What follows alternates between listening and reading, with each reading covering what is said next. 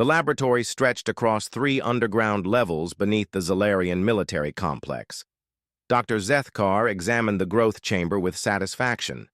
Inside the transparent cylinder, suspended in biofluid, floated what appeared to be a human male. The creature's muscular frame had developed perfectly according to their specifications. Enhanced bone density, improved cardiovascular system, accelerated healing factor, and most importantly, complete neural conditioning for absolute obedience. Project Apex is ready for activation, Zethkar announced to the assembled council of Zalarian commanders. His 4 eyes gleamed with scientific pride as he gestured toward the clone with his elongated appendages. This human prototype will serve as our perfect infiltration unit. It possesses all the physical advantages of the human species while being entirely loyal to our cause. General Voxthan, Supreme Commander of the Zalarian fleet, stepped closer to the chamber. His scaled skin reflected the blue glow of the laboratory equipment. "You're certain this creature will follow our commands without question? Humans have proven to be unpredictable in our previous encounters." "This one is different," Zethkar assured him. "We've eliminated the troublesome human traits of independence and emotional attachment. This clone knows only duty to the Zalarian Empire. When we activate him, he will believe himself to be Marcus Chen, a former Earth military officer captured during our raids. His implanted memories will make him think he chose to serve us voluntarily." The clone had been designed using genetic material stolen from human prisoners over the past decade.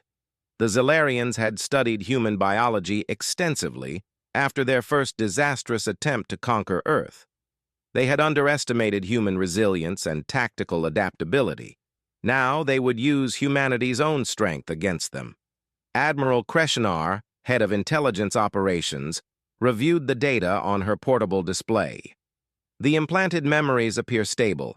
He believes he has a sister named Sarah who died in our first attack on Earth. This trauma has supposedly motivated him to join our cause rather than watch more humans suffer pointless resistance. "Excellent." General Voxthan nodded. "When do we begin the activation process?" "Immediately," Zethkar replied, his clawed fingers dancing across the control interface. "The biological systems are fully mature. Neural pathways have been conditioned according to our specifications. Marcus Chen will awaken believing he has been in medical recovery for 3 months following his decision to defect." The biofluid began draining from the chamber. Monitoring equipment showed the clone's vital signs stabilizing as his body prepared for consciousness. This represented years of research and development. The Zalarians had invested enormous resources into creating the perfect human weapon. Marcus's eyes opened slowly. The world around him came into focus gradually. He found himself lying on a medical bed in what appeared to be an advanced medical facility. His body felt strange. Stronger somehow, but his implanted memories explained this as the result of Zalarian medical enhancement treatments. "Marcus Chen, designation 7739, a voice spoke in perfect English. Marcus turned to see Dr. Zethkar approaching, flanked by 2 Zalarian guards. "How are you feeling?" Marcus sat up carefully, testing his physical responses. Everything felt normal, exactly as his memories suggested it should. "Better, Doctor. The treatment seemed to have worked. I feel ready to begin my assignment." "Excellent." Zethkar made notes on his datapad. "Your psychological evaluations have shown remarkable progress since your initial recruitment. Tell me, what motivates your continued service to our empire?" Marcus's face hardened with what appeared to be genuine emotion. His implanted memories provided the perfect response. "My sister Sarah died in the bombardment of New Angeles. I watched human military leadership make decision after decision that only led to more casualties. Your people offered an alternative, a chance to spare humanity further suffering by demonstrating the futility of resistance. And you feel no conflict in working against your own species?" "Sometimes," Marcus admitted, his conditioning allowing for this realistic touch. but I've seen what happens when humans refuse to acknowledge superior force. The Zalarian Empire could glass every human world within a year if they chose to. By helping establish peaceful surrender protocols, I'm saving billions of lives. General Voxthon entered the medical bay, studying Marcus with keen interest. The clone stood and saluted in perfect Zalarian military fashion. This pleased the general considerably. "Marcus Chen, you're being assigned to Operation Insight," Voxthon announced. "We're sending you back to Earth as part of a prisoner exchange program. Once there, you'll establish contact with human resistance cells and report their locations and capabilities to us." "Understood, General," Marcus replied without hesitation. "When do I depart?" "Within the week.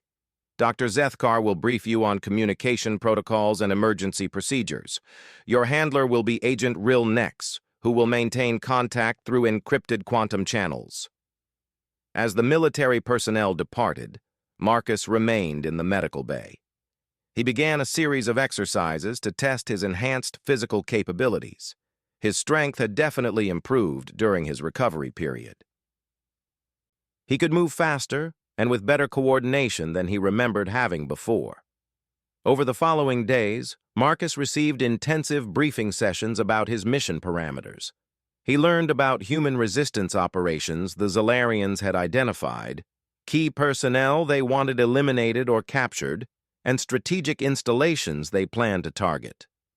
His conditioning made him absorb this information eagerly, seeing each detail as crucial to completing his mission successfully.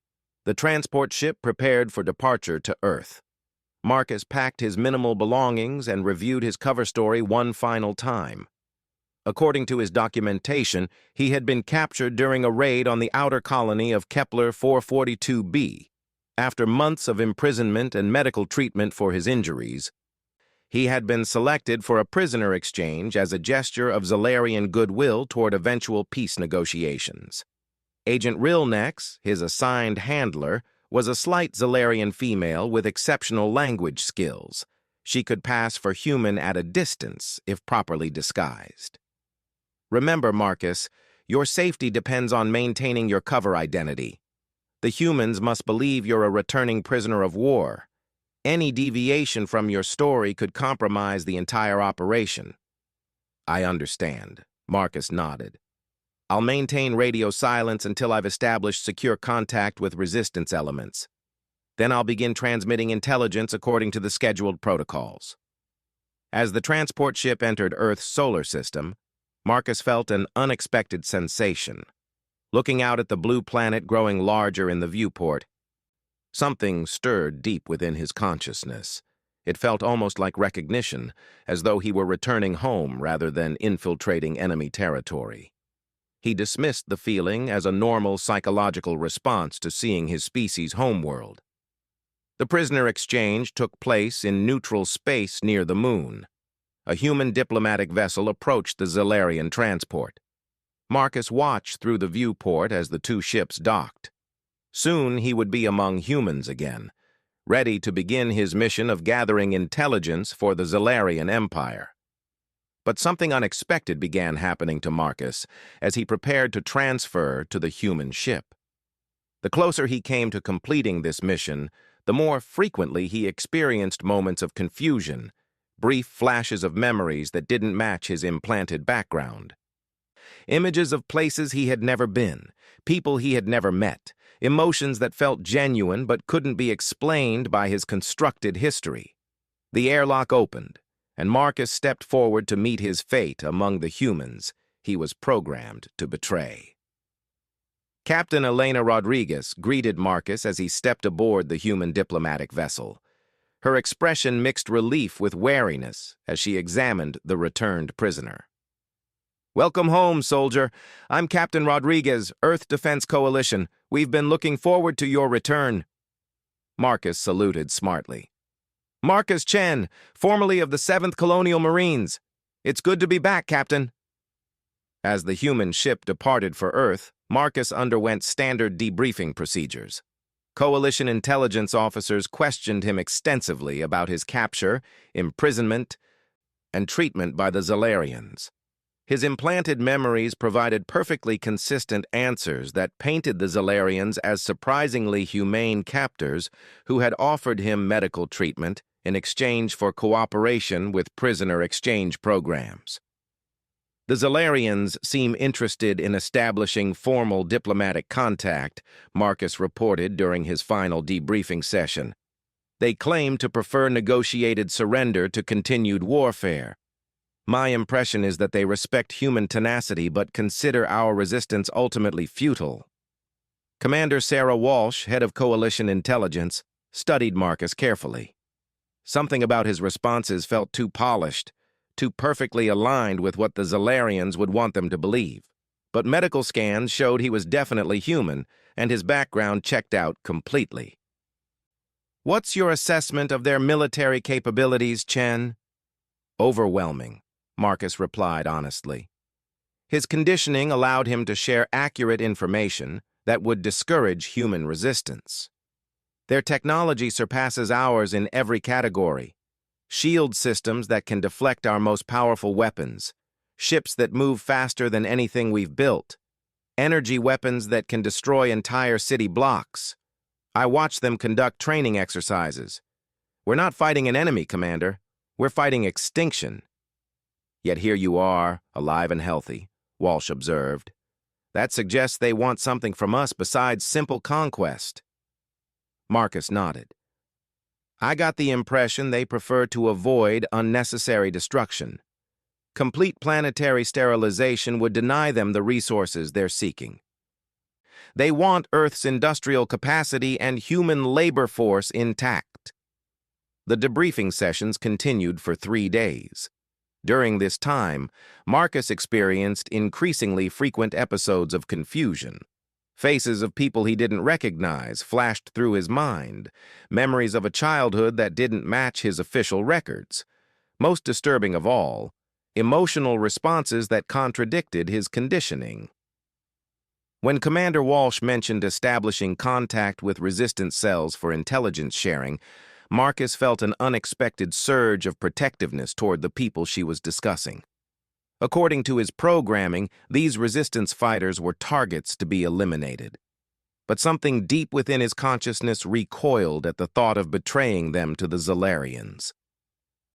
We're assigning you to work with Agent Lisa Park, Walsh continued. She runs our most successful resistance network in the Pacific Northwest. Your experience with Zalarian technology and tactics could help her operations considerably. Marcus accepted the assignment, while his conditioning screamed that this was exactly the opportunity he'd been programmed to exploit. But when he met Agent Park, another wave of disorientation struck him. The woman looked familiar, though he was certain they'd never met. Lisa Park was a former software engineer turned resistance coordinator. Her network had successfully sabotaged 3 Zalarian supply depots and extracted dozens of human prisoners from detention facilities. She worked from a hidden base in the Cascade Mountains, using a network of caves to avoid Zalarian detection systems. Chen, right? Lisa studied him with intelligent brown eyes. I hear you spent some quality time with our alien friends. What can you tell us about their security protocols? As Marcus began sharing tactical information, he noticed Lisa's methods reminded him of someone. The way she analyzed problems, her tactical thinking, even her sense of humor felt incredibly familiar. But his implanted memories contained no explanation for this recognition. You're from the outer colonies originally? Lisa asked during a break in their planning session. Kepler 442b, Marcus confirmed. Lost my family when the Zalarians hit the agricultural settlements. Lisa's expression softened. I'm sorry. I lost people too. My brother Marcus was stationed on Kepler 442b when the attacks began. Never heard from him again. The name hit Marcus like a physical blow. Something deep within his consciousness responded to it with overwhelming emotion. For a moment, the laboratory where he'd been created flickered into his awareness, like a half-remembered nightmare. Marcus? Lisa noticed his sudden pallor. Are you okay? Just tired, he managed. The adjustment back to Earth gravity is taking longer than expected. That night, Marcus lay in his assigned quarters wrestling with memories that felt both foreign and familiar. In his dreams, he saw a woman who looked like Lisa Park, but younger. She was calling his name and laughing as they played in a garden that definitely wasn't on Kepler 442b. When he woke, tears were streaming down his face for reasons his conditioning couldn't explain. Over the following weeks, Marcus worked closely with Lisa's resistance network. His enhanced physical capabilities and tactical knowledge proved invaluable in several successful operations. But each success made his internal conflict worse. Every piece of intelligence he gathered was supposed to be transmitted to Agent Rilnex, but he found himself repeatedly delaying these reports. The breakthrough came during a raid on a Zalarian communication facility. While the team searched for useful intelligence, Marcus discovered a data core containing genetic records. Something compelled him to access the files, and what he found shattered his understanding of his own identity. The records showed genetic samples taken from human prisoners, including detailed files on dozens of individuals. One file made his blood run cold. Marcus Chen, 7th Colonial Marines, genetic material extracted during interrogation. Status: deceased. Sample preserved for Project Apex. Below this entry was an image that showed his exact face, but on a man who had clearly died months earlier. The real Marcus Chen had never defected to the Zalarians. He had died under torture, refusing to reveal resistance positions even when they offered to spare his sister's life. His sister, Lisa Park. The memories crashed over him like a tidal wave. Growing up together on Earth before his military deployment, her following him into service as an intelligence analyst, their last conversation before his deployment to the outer colonies, where he'd promised to come home safely. The real Marcus Chen had been captured and killed trying to protect civilian evacuees from Zalarian raiders, but the genetic memory went deeper than surface recollections. Somehow, the cloning process had preserved fragments of the original Marcus's personality and emotional patterns. The Zalarians had tried to overwrite these with conditioning, but human consciousness proved more resilient than they understood. Marcus stared at his sister across the command center, seeing her clearly for the first time since his activation. Lisa had no idea that her brother was dead or that the man working beside her was a clone created to betray everything they both fought for. The quantum communicator in his pocket buzzed with an incoming message from Agent Rilnex. His mission parameters were clear: transmit the location of this resistance base and prepare for immediate extraction before the Zalarian strike team arrived. Marcus looked around at the men and women who had trusted him, who had welcomed him as a returned hero. They were counting on him to help plan their next operation against a Zalarian supply convoy. Lisa was already laying out tactical maps, her face animated with the same determination he remembered from their childhood. His conditioning demanded obedience to the Zalarian Empire, but something stronger than programming was awakening within him. The real Marcus Chen's love for his sister, his dedication to protecting innocent people, his fundamental humanity that even alien technology couldn't completely erase. For the first time since his activation, Marcus Chen made a choice that was entirely his own. He pulled out the quantum communicator and crushed it beneath his enhanced strength. "Lisa," he said quietly, "we need to talk." Lisa Park stared at the destroyed communicator fragments scattered across the floor of the command center. Marcus stood before her, his enhanced physique trembling with emotional strain as the truth spilled out of him. The resistance fighters around them had gone silent, weapons half drawn as they tried to process what they were hearing. "You're telling me you're a clone," Lisa said slowly, her voice barely controlled. "And my real brother is dead." "Yes," Marcus met her eyes, seeing the pain his revelation caused. "They used his genetic material to create me, programmed me to infiltrate and betray resistance networks. But something went wrong with their conditioning. His memories, his feelings for you, they're bleeding through. Lisa's hands clenched into fists. How do I know this isn't just another layer of deception? How do I know you're not playing an even deeper game? Marcus understood her suspicion completely. Because I just destroyed my only means of communication with the Zalarians. Because in about 6 hours, when I fail to report in, they'll assume I've been compromised and launch a full assault on this position. The implications hit everyone in the room simultaneously. If Marcus was telling the truth, they had perhaps 6 hours before this location became the target of a major Zalarian attack. If he was lying, they were already doomed. Even if I believe you, Lisa continued, you're still not him. You're not my brother. You're a weapon they built wearing his face. The words cut deeper than any physical wound could have. Marcus felt the full weight of his artificial existence crushing down on him. She was right. He was a monster, created to destroy everything the real Marcus had died protecting. You're absolutely right, Marcus said quietly. I'm not your brother, but I have his memories of loving you. I remember teaching you to ride a bike when you were 7. I remember you crying when I left for basic training. I remember promising Mom I'd look after you even when we were serving on different ships. Lisa's composure cracked slightly. Those were real memories, intimate details that only Marcus could have known. Agent Kelly Reeves, Lisa's second-in-command, stepped forward with her weapon drawn. Even if this is all true, how do we know the conditioning won't reassert itself? How do we know he won't turn on us when the fighting starts? It was a fair question, and Marcus had no good answer. The Zalarian neural conditioning ran deep. In moments of extreme stress, he could feel it trying to resurface, whispering that his loyalty belonged to the Empire. You don't, Marcus admitted, but I can tell you something that might help us all survive what's coming. The Zalarians have a weakness they don't think we know about. He moved to the tactical display, calling up star charts and fleet movements. Their ships use quantum entanglement networks for faster-than-light communication, but the quantum relays are vulnerable to specific electromagnetic frequencies.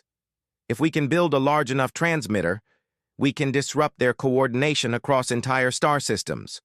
Lisa studied the technical specifications he was outlining. Where did you learn this?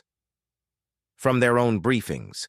They wanted me to understand their capabilities so I could convince humans that resistance was hopeless.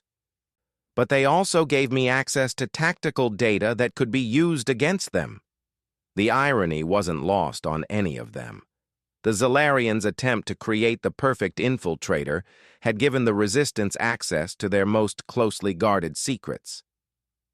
Building something like this would require resources we don't have, Kelly pointed out.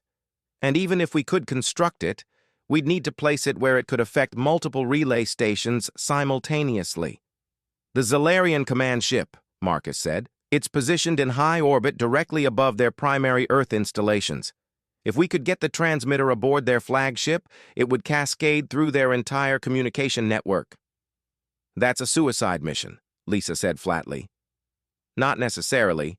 Marcus pulled up more detailed schematics. I still have clearance codes. They won't expect me to approach their ship directly, especially not with human allies. We could pose as prisoners I'm delivering for interrogation. The plan that emerged over the next several hours was audacious beyond anything the Resistance had previously attempted. They would construct a quantum disruption device using components salvaged from destroyed Zalarian equipment. Marcus would lead a small team aboard the enemy flagship, ostensibly delivering high-value prisoners for Dr. Zethkar's research programs. As they worked, Marcus found himself remembering fragments of his original self's experiences. The real Marcus Chen had been a tactical genius, capable of seeing solutions others missed, but he had also been driven by an unshakable moral code that valued human life above all else. There's something else you need to know, Marcus told Lisa as they calibrated the disruption device. The Zalarians are planning something called Operation Final Harvest. They're not just conquering human worlds. They're preparing to strip mine Earth's entire biosphere and relocate the human population to labor camps on their homeworld. Lisa's face went pale. When? 3 weeks. Once they've eliminated organized resistance, they'll begin atmospheric processing. Everything that makes Earth habitable will be extracted and shipped to Zalarian colonies. The timeline added desperate urgency to their mission. Success meant potentially saving not just the resistance, but all human life on Earth. Failure meant watching their species become extinct within a generation. As the strike team prepared to depart, Marcus underwent one final procedure. Lisa had insisted on implanting a neural feedback device that would monitor his brain activity for signs of Zalarian conditioning reasserting itself. If the programming took control again, the device would deliver a powerful shock that might disrupt it. "If this doesn't work," Lisa said as she activated the device, "if you turn on us up there, I want you to know that I forgave you the moment you told me the truth. Whatever happens, you chose to be human when it mattered." The words gave Marcus strength he didn't know he needed. As their modified shuttle approached the Zalarian command ship, he felt the alien conditioning trying to reassert itself. The familiar voices whispered that he belonged to the Empire, that these humans were enemies to be destroyed. But stronger than the conditioning was the choice he had made. The real Marcus Chen had died protecting people he loved. This Marcus Chen, artificial though he might be, would honor that legacy. The shuttle docked with the massive Zalarian vessel. Marcus led his disguised team through corridors he recognized from his briefings, heading toward the central communication array. Guards nodded respectfully as they passed, accepting his authority without question. They reached the communication center without incident. Marcus began installing the quantum disruption device while his team members took positions to cover the exits. Everything was proceeding according to plan until Dr. Zethkar himself appeared in the doorway. "Marcus Chen, designation 7739, the Zalarian scientist said with obvious satisfaction. "I was beginning to worry about your prolonged communication silence. I trust your mission has been successful?" Marcus felt the full force of his conditioning slam into his consciousness like a physical blow. Every fiber of his artificial being screamed that he must obey his creator, must complete his original programming. But he looked at Lisa, disguised as a prisoner but ready to fight for humanity's survival, and made his final choice.